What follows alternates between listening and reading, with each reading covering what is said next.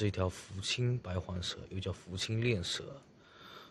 它名字的由来是因为这种蛇的模式产地，也就是这种蛇被人发现的第一条是在福建省福清市是用地名来给它命名的，所以叫福清白环蛇。它是白环蛇属的。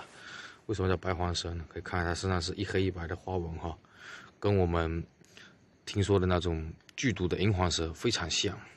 那它是一种无毒蛇，它这种黑白花纹是拟态银环蛇的那个花纹，来防御天敌。它在觅食，爬得比较慢，我们可以仔细一点来观察一下。它跟银环蛇比较大的差别在于，银环蛇的纹路是黑白比较工整的条纹，都是竖条的。然后我们可以看到，白环蛇呢，它的侧面这个黑白纹有点像上下两个三角形相间在一起，而且它的白色不是那种特别干净的白色，看到有一点像粉红色的花纹。白环蛇一般是夜行性的蛇类，它们晚上出来觅食，寻找一些蜥蜴壁虎来吃。挺漂亮的一种小蛇，它活动比较慢，在寻找食物。